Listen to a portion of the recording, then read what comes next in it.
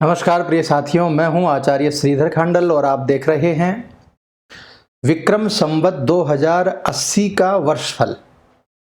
यह वर्षफल है मेष राशि के जातकों के लिए। 22 मार्च 2023 को विक्रम संवत 2080 प्रारंभ हो रहा है और 8 अप्रैल 2024 तक रहेगा।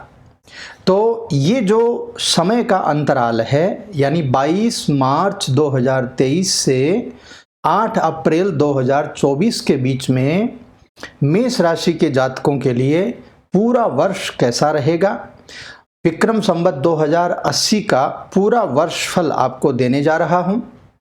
तो आइए कार्यक्रम को प्रारंभ करते हैं। सबसे पहले तो आपको नव वर्ष विक्रम संवत 2080 की अनंत अनंत शुभकामनाएं। नक्षत्र वेद ज्योतिष परिवार भगवान से प्रार्थना करता है कि आपके जीवन में अनंत सुख समृद्धि बनी रहे। दूसरी बात, बहुत समय से मैं कार्यक्रम नहीं बना पा रहा था, कुछ कारण था, वो सब चीज़ें अब समाप्त हो चुकी हैं। तो अब आपको कार्यक्रम भी प्राप्त होंगे और लाइव जो कुंडली विश्लेषण है वो कार्यक्रम भी ज़रूर जल्दी ही प्रारंभ होने वाला है। तो आप सभी से मेरा निवेदन है कि चैनल को सब्सक्राइब कर लीजिएगा, लाइक कर दीजिएगा, शेयर यदि अच्छा लगे कंटेंट आपको तो ज़रूर कीजिएगा। तो चलिए सबसे पहले बात कर लेते हैं ग्रहों का जो मूवमेंट होता है उसमें 22 मार्च 2023 को क्या परिस्थिति बन रही है वर्ष के प्रारंभ के दिन। सबसे पहले तो लग्न की बात करें तो मेष लग्न में आपके शुक्र और राहु का प्लेसमेंट रहेगा। राहु और शुक्र दोनों विराजमान रहेंगे आपके लग्न में। मंगल तृतीय भाव में, भ्रातृभाव में, परिवार भाव में, आपके पराक्रम भाव में विराजमान रहेंगे। मिथुन राशि में, तुला राशि में सप्तम भाव में केतु विराजमान रहेंगे। स्वग्रही शनि कुंभ राशि में एकादश भाव में रहेंगे वर्ष के प्रारंभ के दिन। और सूर्य, गुरु और बुध, ये तीन ग्रहों का संयोग रहेगा। हालांकि चंद्रमा का संयोग भी मीन राशि में ही रहेगा। तो गुरुदेव बृहस्पति स्वग्रही होकर के सूर्य बुध के साथ बुधादित्य योग बन रहा है, द्वादश भाव में व्यवस्थित रहेंगे। तो ऐसी जो व्यवस्था है, इस व्यवस्था यानी इन ग्रहों की व्यवस्था के चलते क्या कुछ नए वर्ष में हमें मिलने वाला है मेष राशि के जातकों को, इसके बारे में आइए चर्चा करेंगे। ये नव संवत्सर जो है 2080, इसका नाम है पिंगल। नव संवत्सर के राजा हैं युवराज बुध और मंत्री का पद मिला है राक्षसों के गुरु शुक्राचार्य जी को। धन का दायित्व मिला है शनिदेव को। धर्म का, मेघ का, रस का, वर्षा का दायित्व मिला है गुरु महाराज को। तो ये जो नव वर्ष प्रारंभ हो रहा है 22 मार्च 2023 से, आइए इसमें ग्रहों के हिसाब से मेष राशि के जातकों को क्या मिलने वाला है इस पर बात करते हैं। मेष राशि के जातकों के लिए सबसे पहले तो ये बता दूं कि इस वर्ष आपका लाभ और आपकी हानि दोनों को बड़ा संतुलित ग्रहों के द्वारा किया जाएगा। यानी बहुत ज़्यादा आपको लाभ भी नहीं होगा तो बहुत ज़्यादा आपको धन हानि के चांसेस भी नहीं रहेंगे। जमा और खर्च का सही संतुलन इस वर्ष आपको देखने को मिलेगा।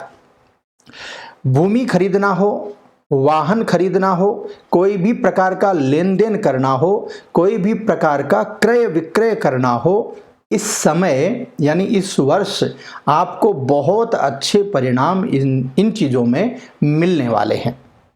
खास करके जो लोग भूमि से जुड़ा हुआ काम करते हैं, गाड़ियों से जुड़ा हुआ लेन देन करते हैं, काम करते हैं, या फिर जो व्यापारी इन चीज़ों का व्यापार करते हैं उनको बहुत अच्छे परिणाम इस वर्ष मिलने वाले हैं।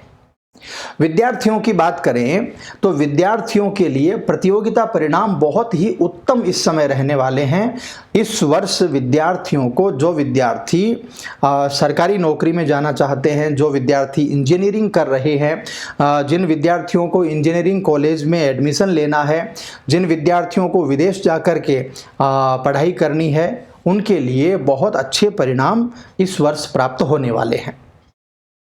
इस वर्ष एक गुरु मंत्र देता हूं आपको अपने पराक्रम को जबरदस्त रूप से बढ़ा देना है। यदि आपने अपने पराक्रम को बढ़ा दिया तो आपका सितारा इस समय बुलंद रहेगा। इस पूरे वर्ष आपको बहुत सारे लाभ मिलते रहेंगे। व्यापारियों के लिए, नौकरी करने वालों के लिए कुछ नए संबंध भी बनेंगे, कुछ नए लोगों से संबंध बनेंगे, बड़े लोगों से संबंध बनेंगे और उन संबंधों का जबरदस्त फायदा आपको इस वर्ष मिलने वाला है। ग्रहों की ग्रह चाल के कारण भाग्य का पक्ष कहीं न कहीं थोड़ा सा कमजोर रहेगा, इसलिए मेहनत के पक्ष को ज्यादा करना पड़ेगा, पराक्रम को बढ़ाना पड़ेगा, तब जाकर के आप विकास में भागीदार हो पाएंगे। इस वर्ष आपके परिवार में कोई मंगल कार्य होगा, उस मंगल कार्य में बहुत जबरदस्त रूप से आपको खुशी होगी, आपको लाभ मिलेगा और परिवार में एकजुटता आ जाएगी। यानी परिवार में भाई बहनों में या भाइयों में किसी भी प्रकार का कोई मनमुटाव है तो वो इस वर्ष आपका समाप्त हो जाएगा। लंबे समय से यदि कोई कानूनी विवाद चल रहा है, चाहे वो लेन देन को लेकर के हो, भूमि को लेकर के हो, मकान को लेकर के हो, या किसी और प्रकार का कानूनी विवाद यदि चल रहा है, तो वो कानूनी विवाद में आपको सफलता मिलने के चांसेस इस वर्ष बढ़ जाएंगे और कानूनी विवाद इस वर्ष समाप्त हो जाएगा। नौकरी करने वाले लोगों के लिए विदेश से शुभ समाचार मिलने वाले हैं। यदि आपकी जन्म पत्रिका में विदेश का योग बन रहा है, यदि आपकी जन्म पत्रिका में विदेश यात्रा है या विदेश में सेटलमेंट है या विदेश में नौकरी के चांसेज हैं, तो बहुत अच्छे समाचार आपको इस समय मिल सकते हैं और उसमें बहुत सारा लाभ भी आपको मिलेगा। इस वर्ष जिन जातकों के स्थान परिवर्तन का तो योग है, किंतु पाप ग्रहों के द्वारा स्थान परिवर्तन का योग बनता है, तो उनको सोच समझ करके स्थान परिवर्तन करना चाहिए, क्योंकि स्थान परिवर्तन के मामले में यह वर्ष थोड़ा सा परेशान करने वाला है। यानी आपने स्थान परिवर्तन तो कर लिया, किंतु स्थान परिवर्तन करने के बाद की जो परिस्थिति है वो थोड़ी सी नेगेटिव है, यानी उसमें कुछ परेशानियां आपको आती रहेंगी। स्वास्थ्य के मामले में बहुत ज़्यादा शारीरिक परिश्रम से आपको बचना है, बहुत ज़्यादा भागदौड़ से बचना है, नहीं तो आपका स्वास्थ्य बहुत ज़्यादा इस वर्ष प्रभावित रहेगा। खास करके पेट से संबंधित रोग होने के चांसेस आपके लिए रहेंगे। दाम्पत्य जीवन के मामले में केतु कहीं ना कहीं थोड़ा सा परेशान करता रहेगा, किंतु थोड़ा यदि समझदारी आप दिखाएंगे तो मेरे हिसाब से दाम्पत्य जीवन भी इस समय आपका अच्छा रहने वाला है। हाँ, एक बहुत विशेष बात है, जिनका विवाह नहीं हुआ है और यदि उनकी कुंडली में, जन्म पत्रिका में विवाह का योग बनता है, तो ये जो केतु है ना, ये खास करके स्त्रियों के लिए, खास करके लड़कियों के लिए स्थान परिवर्तन का योग बनाएगा और उनका विवाह होने के चांसेस बहुत अच्छे प्रकार से बना देगा। तो कुल मिलाकर के जमा खर्च का सही संतुलन आपको रखना है। भूमि, वाहन आदि का लेन देन करके आप बहुत बड़ा कार्य कर सकते हैं। हाँ, शेयर बाजार का काम जो लोग करते हैं उनको भी बहुत ज़्यादा लाभ इस समय मिलने वाला है। विद्यार्थियों के लिए समय अच्छा रहेगा, मेहनत थोड़ी सी ज़्यादा करनी पड़ेगी। कानूनी कोई विवाद है तो वो समाप्त हो जाएगा। देश विदेश में नौकरी करने के चांसेज आपको मिलेंगे। स्थान परिवर्तन की व्यवस्था बनेगी और स्वास्थ्य बहुत ज़्यादा प्रभावित रहेगा। ये सभी चीज़ें इस वर्ष में आपके लिए रहेंगी।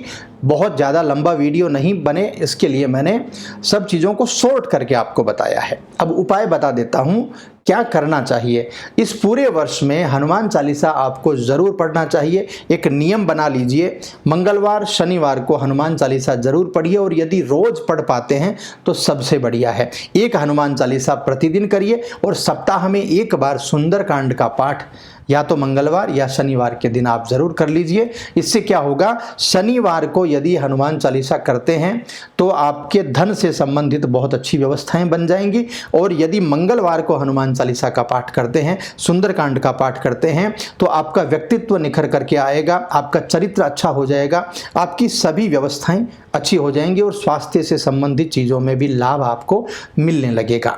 तो ये व्यवस्थाएं हैं मेष राशि के जातकों के लिए नव संवत 2080 के बारे में।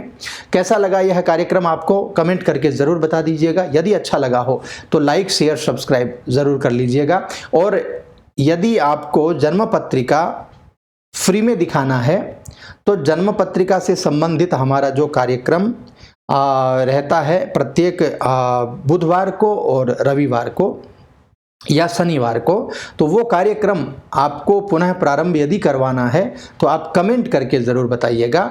जितने ज़्यादा कमेंट्स आएंगे उसके आधार पर हम उस कार्यक्रम को फिर से प्रारंभ करेंगे।